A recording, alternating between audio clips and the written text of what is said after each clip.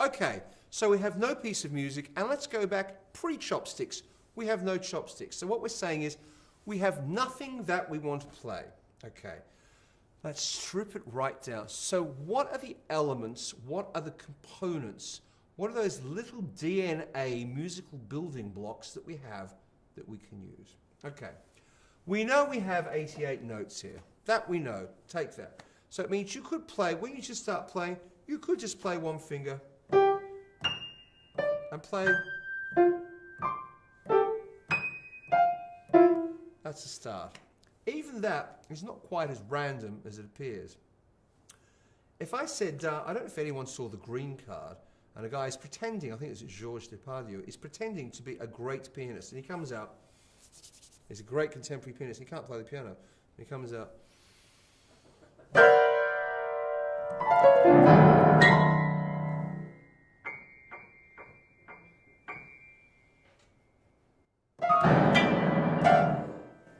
Do you know what? That is actually quite interesting.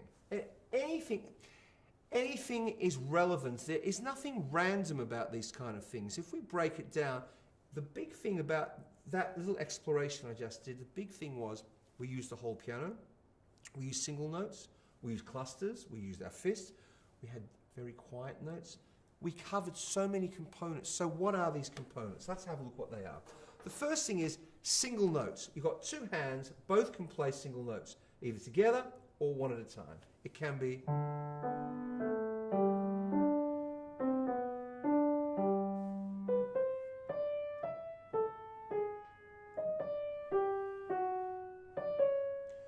Even doing that, if you sit down and just try to play single notes, even if you play them all the same rhythmic value, as mechanically as you can, like this.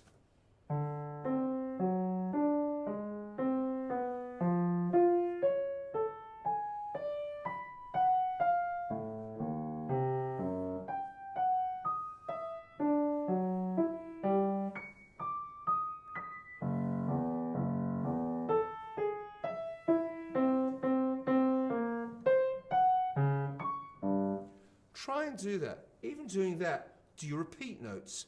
Which way do you go? When would you change over from left to right hand? Not so easy. Spend some time. You could spend a week doing that. And it's all based on the fact that you've got the same rhythmic thing. You could come up with something very interesting. I cannot change the rhythm, just the pitch, and there's single notes.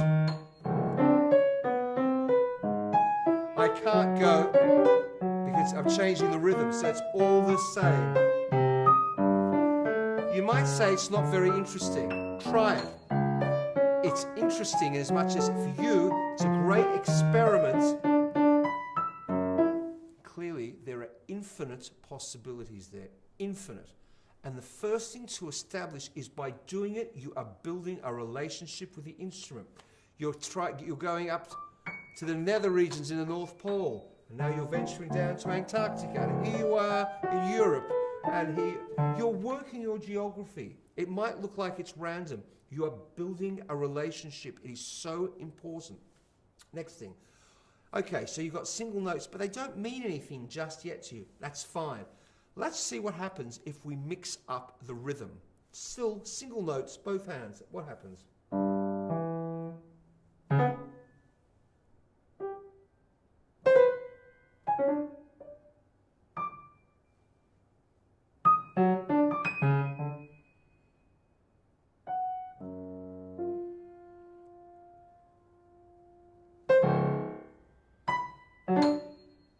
Now even that, single notes mixing up the rhythms, but there was so much more there.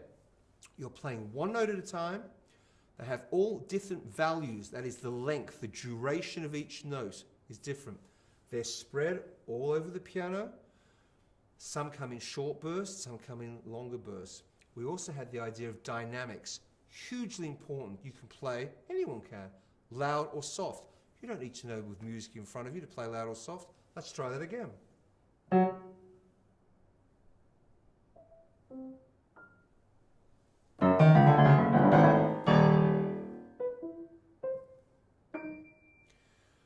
Let's keep adding, because we're going to get an overview. I'm trying to compress this so you can see in a short time what these components are. That is one thing. We're changing the rhythm. We've got dynamics. We've got extremity. The next thing, which is hugely important, what if we combine notes? So rather than playing one note at a time, we play two notes.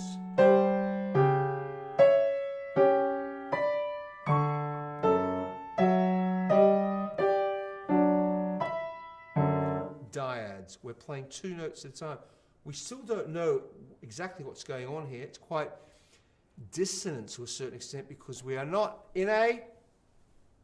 Someone at the door? How are they going to get in? Key. We're going to have a key. In order to do this, now we have to start getting kind of, it's got to start out from a theoretical, but we need to make it practical. The easiest thing is all the white notes. Is C. If I simply do it, and I keep referring as a reference point to C, I can put it in a key. Let's see what happens.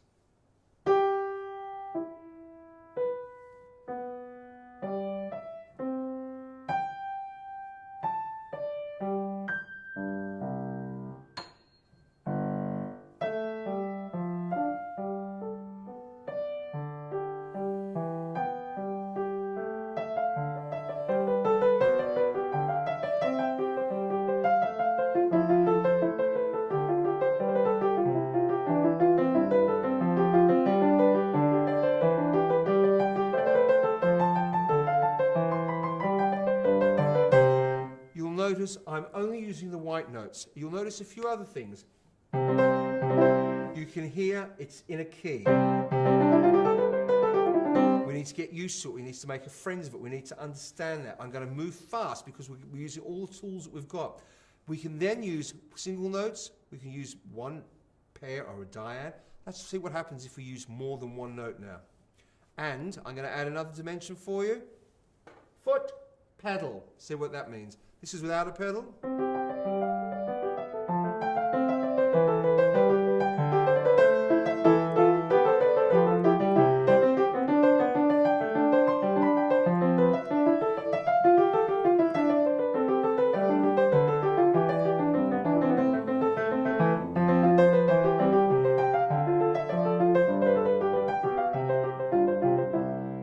This is with a pedal.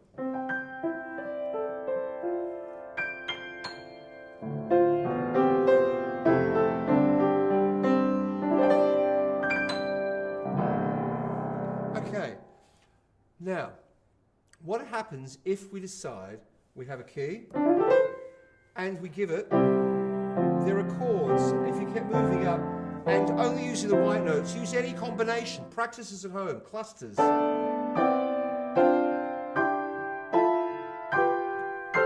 I'm going to try and incorporate in very short time. I'm going to do a grand piece for you. But this is totally improvised, only using the white notes. I believe we're in C major, right? Because I'm only going to use the white notes. This is going to try and incorporate everything I've just told you into a piece. Let's see what happens.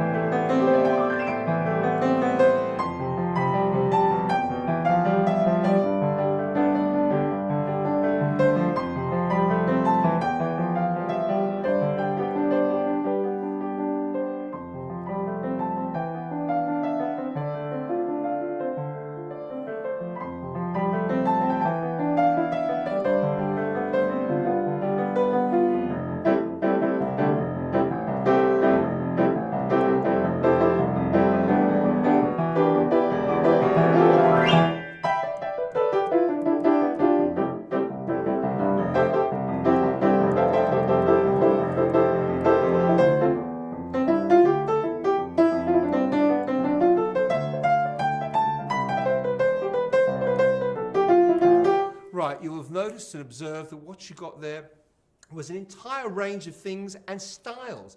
We also explored the idea of getting into rhythm, getting into tempo, getting into time. I only used the white notes. It was totally improvised.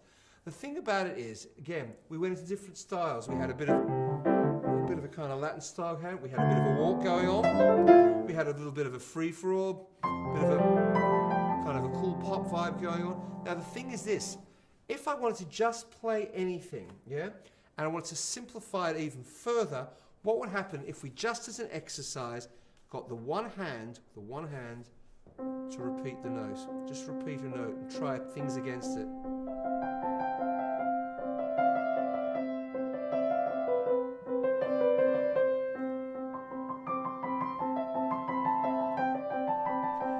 You can play anything and it's very beautiful. Change that note.